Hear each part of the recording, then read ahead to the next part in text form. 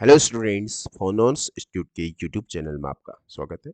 आज की वीडियो में मैं डिस्कस करूंगा questions related to the angular momentum. In previous video I am discussing question till fifth.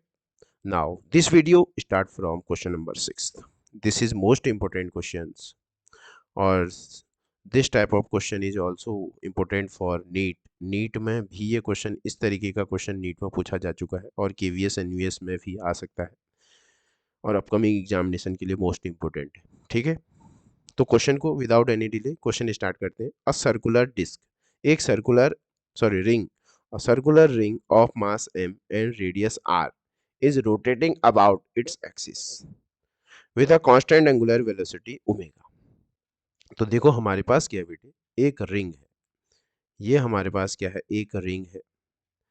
ठीक है, ये क्या कर रही है, इस ओमेगा से, और इसका जो रेडियस है, इसकी जो रेडियस है वो क्या है, r है।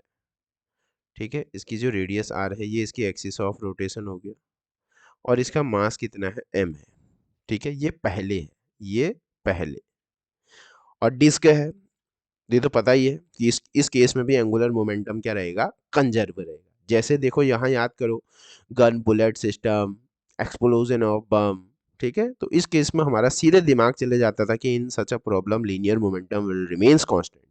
तो कभी भी इस तरीके की प्रॉब्लम तुम्हें दिख जाए कि कोई ट्रेन रोटेट कर रहा है, तो definitely you direct go for the conservation of angular momentum. और this is a rigid body ring, तो definitely you will apply L equal to I omega. Clear. After उसके बाद क्या करते हैं, four objects each of mass are kept gently to the opposite ends of two perpendicular diameters of the ring. The angular velocity of the ring बतानी है हमको, तो definitely angular velocity तो कंजर्व ही रहेगी। बाद में क्या कह रहा है, बाद में हमसे ये कह रहा, अब बाद में ये कह रहा है कि ओमेगा तो चेंज होगा ही। अब ये बोल रहा है कि एक एक मास हमने इसके डायमेट्रिक अपोजिट में फोर मास रख दिए, कह रहा है रेडियस वही है, ये इसका मास, सबका मास m है, सबका मास m है। बाद बाद तो इस केस में क्या होगा, जो एंगुलर मोमेंटम होगा वो कंजर्व रहेगा, angular momentum will remains conserve. तो मैं अगर इसका एंगुलर मोमेंटम लिखूं L इक्वल टू, तो क्या लगाऊंगा बेटे, M V into perpendicular distance लगाऊं, या एम वी आर लगाऊं, या एल ओमेगा लगाऊं। वेरी गुड, वेरी गुड, बिल्कुल सही। L equal to I omega लगाऊंगा क्योंकि रिजिड बॉडी है, रिजिड बॉडी। तो एल इक्वल टू क्या लगाऊंगा, I omega. L equal to क्या लगाऊंगा, आई ओमेगा। और we know very well the angular momentum of ring about the axis passing through is centre of mass, this is M equal to M R square. ये पता होना चाहिए हमको। ठीक है, मोमेंट ऑफ इनर्शिया भी हमको पता ही होना चाहिए। तो आई क्या, in the place of I we put M R square. और मोस्ट इंपोर्टेंट, यहाँ एम की भी लड़ाई है, यहाँ एम की भी लड़ाई है, कैपिटल और स्मॉल, कैपिटल और स्मॉल। रिंग है, रिंग का मास कैपिटल है, capital M R square into omega. ये तो पहले की कहानी। अब देखो बाद में एल कैसे लिखें, बाद में एल कैसे लिखें। और अगला क्वेश्चन, एल कौन कौन देगा, एंगुलर मोमेंटम कौन कौन देगा, ये भी इंपॉर्टेंट है। तो यहां हमारे पास एल, जो एल फाइनल है, एल फाइनल है बाद वाला, वो देगा हमारे पास आई ओमेगा डैश। और आई कौन कौन देगा, एक आई कौन देगा, रिंग, और दूसरा आई कौन देगा, पार्टिकल। ये ऐसा ऐसा, क्लियर, ऐसा इस तरीके से क्वेश्चन को ब्रेक करना है।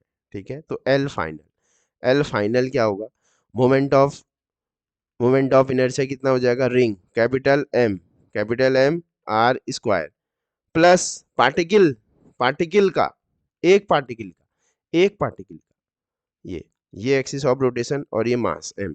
तो इसका इसका इस एक्सिस के about moment of inertia mass into perpendicular distance का स्क्वायर। तो मैं क्या लिखूंगा, पार्टिकल, पार्टिकल का मास m r स्क्वायर। ये तो एक का है सर, कितने हैं, कितने हैं, फोर पार्टिकल हैं, तो ये और ये ओमेगा डैश। क्या सबको एल लिखना आया, बहुत इजी वे है, सबको एल लिखना आ जाएगा। तो यहाँ से हम क्या करेंगे बेटे, आर स्क्वायर को कॉमन निकाल सकते हैं। आर स्क्वायर कॉमन निकालेंगे तो capital M plus 4 small M into omega dash. अब देखो इस प्रोसेस में क्या रहेगा, angular momentum will remains constant. Angular momentum क्या रहेगा, कांस्टेंट रहेगा। अगर एंगुलर मोमेंटम कांस्टेंट रहेगा तो हम क्या करेंगे, एल एल पहले इक्वल टू एल बाद। तो मैं क्या करूंगा, L I equal to L F. L I कितना था, एम आर स्क्वायर ओमेगा, और एल फाइनल कितना है, R square capital M plus 4 small M और ये ओमेगा डैश। और always remember that this is capital M, this is the ring. Ring और ring का मास क्या है, कैपिटल एम, क्योंकि ऑप्शन में फिर कंफ्यूज हो जाएंगे एम। ठीक है, तो आफ्टर सॉल्विंग आर स्क्वायर से R square cancel, we find out the omega dash. Omega dash equal to क्या आएगा, capital M upon omega capital M plus 4m। ये this is the required answer. बोलो किसको ये क्वेश्चन समझ में नहीं आया, किसको ये क्वेश्चन समझ में नहीं आया, capital M omega upon M plus 4m। बेटे मोस्ट इंपोर्टेंट क्वेश्चन है, सीधे एग्जाम में दिखेगा ये। कैपिटल एम ओमेगा फर्स्ट वाला तो हो नहीं सकता है, capital M omega M plus 4m। ठीक है, B is the correct answer of this question, B is the correct answer of this question. और most important question for the upcoming examination. Clear, so practice such type of question. ठीक है, और मैं ऐसा कैसे बोल रहा हूँ, कभी भी रोटेटिंग आ जाए तो डेफिनेटली आप सीधे सीधे conservation of L equal to I omega के पास चले जाओ। ठीक है, डेफिनेटली आप, और एंगुलर मोमेंटम लिखना आना चाहिए, एंगुलर मोमेंटम लिखना आना चाहिए। Now moving on, question number 7 is that a round disc of moment of inertia I2 है, about its axis perpendicular to its plane and passing through its centre. ठीक है, I2 इसके अबाउट दिया, इसको हमने क्या रखा है, is placed over another disc of moment of inertia I1 with rotating angular velocity omega about the same axis, the final angular velocity of the comet। तो बहुत बेहतरीन क्वेश्चन है फॉर द अपकमिंग एग्जामिनेशन के लिए, most important. तो सबसे पहले देखो सीधे दिमाग में चमक जाना चाहिए कि मैं इसमें क्या लगाऊंगा, रिजिड बॉडी है आई ओमेगा, और आई ओमेगा क्या होता है, कांस्टेंट। ये ऐसी फील आनी चाहिए, ऐसा इस तरीके से आइडेंटिफाई। तो हमारे पास क्या है, देखो सपोज दैट एक ये मेरे पास डिस्क, ठीक है, ये इसका एंगुलर है ओमेगा। ठीक है, ये क्या है, ये हमारे पास क्या हो जाएगा, इसका जो मोमेंट ऑफ इनर्शिया कितना दिया है, I1 गिवन है। कितना गिवन है, I1 इसका मोमेंट ऑफ इनर्शिया लिखा, तो इसका एल आई लिखो, क्या लिखेंगे, आई वन ओमेगा, कितना लिखेंगे इसका, I1 ओमेगा। ठीक है, एल आई कितना लिखेंगे, I1 ओमेगा। क्लियर। अब बाद में क्या किया, बाद में हमने इसके ऊपर, बाद में क्या किया, इसके ऊपर हमने एक और रख दिया डिस्क, ये सेम है। ठीक है बेटे, सेम डिस्क बनाएंगे, disc are same, this is the I1, इसके ऊपर से हमने I2 रख दिया, और ये अब ये ओमेगा डैश चेंज हो जाएगा, both disc are same, both disc are same. होगा क्या बेटे, बहुत ध्यान से समझो, जब मैं क्या करूंगा, ये जो I2 वाली डिस्क को I1 के ऊपर लेके आऊंगा, तो डेफिनेटली ये क्या लगेगा, इन दोनों के बीच में friction, internal force friction act करेगा। फ्रिक्शन वाला फोर्स क्या करेगा, इस I2 को तो क्या करेगा, स्पीड अप करेगा, और इस I2 को, इस I1 को क्या करेगा, स्पीड डाउन, इसकी स्पीड डाउन करेगा। और फ्रिक्शन क्या होगा, फ्रिक्शन क्या करेगा बेटे, इन दोनों डिस्क के बीच में जो रिलेटिव मोशन है, फ्रिक्शन को रिलेटिव मोशन पसंद नहीं है, फ्रिक्शन क्या करेगा, इन दोनों जो डिस्क हैं इनकी रिलेटिव मोशन का क्या करेगा, रोक देगा। और जिसकी वजह से अगर I1 क्लॉकवाइज मूव कर रही है, तो डेफिनेटली जो I2 होगा, वो अगर I1 एंटी क्लॉकवाइज मूव कर रही है, तो जो I1 का टॉर्क की वजह से जो I2 होगी, वो कैसा, क्लॉकवाइज मूव करेगी। और कब तक करेगी, जब तक दोनों इक्वल ना हो जाए, दोनों इक्वल ना हो जाए। क्लियर। तो यहाँ एल फाइनल क्या लिख, एल फाइनल क्या आ जाएगा, तो पहले वाले का I1 प्लस I2 और इसका कितना हो जाएगा, वही लगा रहा हूँ, L equal to I omega dash, I की जगह I1 प्लस I2। ठीक है, दोनों दोनों तब तक वो करेंगे जब तक सेम ना हो जाए दोनों का ओमेगा। तो स्टिक स्टिक वाला केस बन गया, omega in the case of combined, तो I equal to I1 plus I2 बन गया और ये क्या बन जाएगा, ओमेगा डैश। बनेगा कि नहीं बनेगा, क्लियर। अब हमको क्या करना है, क्या, मोमेंटम, एंगुलर मोमेंटम पहले और एंगुलर मोमेंटम फाइनल। पहले कितना था, I1 ओमेगा, बाद में कितना हो गया, I1 plus I2 omega dash. मुझे ओमेगा डैश फाइंड आउट करना है, मुझे ओमेगा डैश फाइंड आउट करना है। ओमेगा डैश इक्वल टू क्या हो जाएगा, I1 omega upon I1 plus I2। ठीक है ना, I1 plus I2, I1 plus I2, this is the required answer of this question, I1 omega upon I1 plus I2। ठीक है, I1 omega upon I1 plus I2, ठीक है, which is present on option number B. ठीक है, clear हो गया। और बेटा फ्रिक्शन, और फ्रिक्शन क्या होता है, इंटरनल फोर्स होता है, इंटरनल फोर्स होता है। तो इंटरनल फोर्स क्या करेगा, इन दोनों डिस्क के रिलेटिव मोशन को क्या करेगा, खत्म करेगा, उसका अपोज करेगा। ठीक है, ठीक है, मोस्ट इंपोर्टेंट क्वेश्चन है, L equal to I omega. Now moving on, question number 8, rate of change of angular momentum, rate of change of angular momentum with respect to time.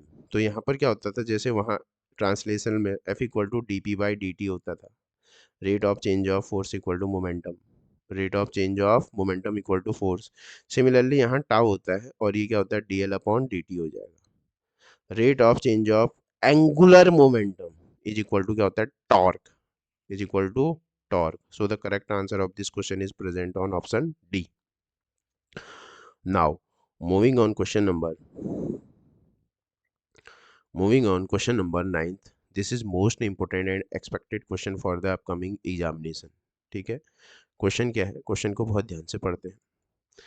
A stone is attached to the other end of a string and whirled in a horizontal circle. Then, ये तो मैं पढ़ा चुका हूँ। ठीक है, video first देखेंगे, इसके लिए वीडियो फर्स्ट देखेंगे। सपोज दैट ये कोई क्या है, ये स्टोन है, ये क्या कर रहा है, इस तरीके से सर्कुलर मोशन कर रहा है। इसको हमने, ये कोई टेबल है इस तरीके से, और इसको हमने यहाँ से पतला सा होल कर दिया है, ये ऐसे छोड़ दिया है। तो ये जो ये क्या है, पॉइंट मास है, ये क्या है, पॉइंट मास है। ठीक है, सिस्टम में एक ही चीज़ है। और ये क्या है, रस्सी है। ठीक है, तो रस्सी है, तो रस्सी में तो क्या, और ये इसका सेंटर हो गया। तो रस्सी में क्या लगता है बेटे, रस्सी में क्या लगता है, टेंशन लगता है। और जो टेंशन होता है बेटे, क्या होता है, टेंशन होता है, क्या होता है बेटे, एक्सटर्नल फोर्स होता है, एक्सटर्नल फोर्स।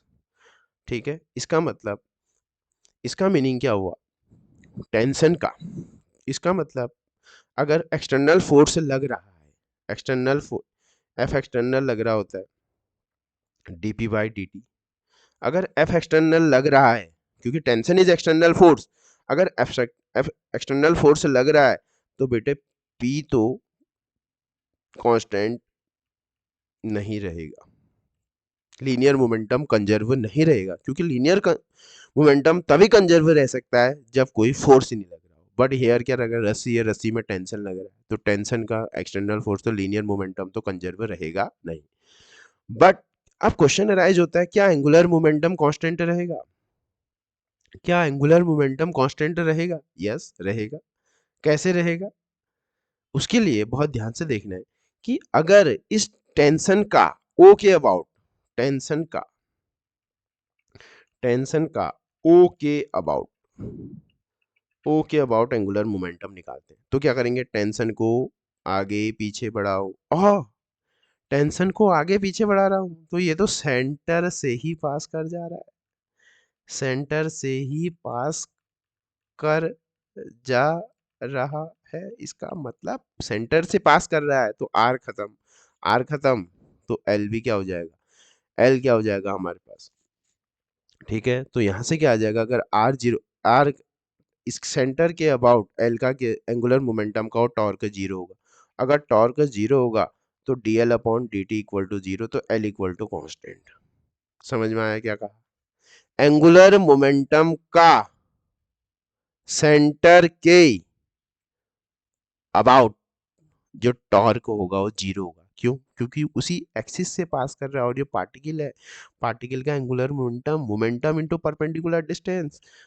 अगर परपेंडिकुलर डिस्टेंस ही खत्म हो गई तो एंगुलर मोमेंटम जीरो आया नहीं आया, जीरो आया नहीं आया, ठीक है, एंगुलर मोमेंटम जीरो आया। तो एंगुलर मोमेंटम जीरो आएगा तो इसका मतलब ये जो टॉर्क है, torque torque torque about centre of point mass is constant. अगर टॉर्क जीरो होगा तो angular momentum of the particle about centre constant रहेगा। But but but linear momentum is not remains constant because some external force, that means tension act on the object. ठीक है, तो देखो कभी कभी एक तो ये क्वेश्चन आता है, कभी इसमें ऐसे भी पूछ लेता है M V R equal to क्या हो जाएगा, कौन सा मोमेंटम लगाऊंगा मैं, सर्कुलर वाला लगाऊंगा, एम से तो कोई मत मीनिंग नहीं है, वी आर इक्वल टू क्या हो जाएगा, कांस्टेंट हो जाएगा। इसका मतलब इसका मीन्स ये हो जाएगा v इज इनवर्सली प्रोपोर्शनल। यहाँ से क्या पता चल रहा है, यहाँ से हमको ये पता चल रहा है कि जो v है ये देखो, क्वेश्चन के लिए तैयार रहो, इस बार एग्जाम में क्वेश्चन आएगा v is inversely proportional to r, inversely proportional to r। इसका मतलब कभी कभी ये होता है कि बेटे अगर r कम करोगे तो v बढ़ जाएगा। ठीक है, जैसे हमारे पास ये था, इस केस में हमने क्या किया, ये रस्सी है, इस रस्सी को मैंने इस रस्सी को हमने यहाँ से ऐसे जर्क दे दिया, एक पर्सन ने इस रस्सी को जर्क दे दिया। जर्क देने से क्या होगा, आर कम हो जाएगा, आर कम हो जाएगा तो वी बढ़ जाएगा। तो इस तरीके के क्वेश्चन भी क्या होते हैं एग्जाम में आते हैं। जैसे आई कार्ड है, आई कार्ड को आप लोग क्या करते हो, ऐसे ऐसे घुमाते हो, उसकी रेडियस कम कर दो और फटाफट घूमने लग जाएगा, और फटाफट घूमने लग जाएगा। ठीक है, तो इस तरीके के क्वेश्चन भी एग्जाम में पूछा जाता है। अगर आर को आधा कर दोगे तो वी कितना हो जाएगा, वी कितना हो जाएगा, v कितना हो जाएगा, r को आधा करेंगे तो v 2 टाइम्स हो जाएगा। तो इस तरीके के क्वेश्चन के लिए भी आप लोग क्या करेंगे, तैयार रहेंगे। और सिमिलरली इस तरीके से M V R equal to क्या होता है, कांस्टेंट होता है, और M V equal to R omega equal to R constant, तो ये आ जाएगा M R square omega equal to constant. M तो कांस्टेंट रहेगा और एम कांस्टेंट रहेगा तो R square is inversely proportional to ये ओमेगा।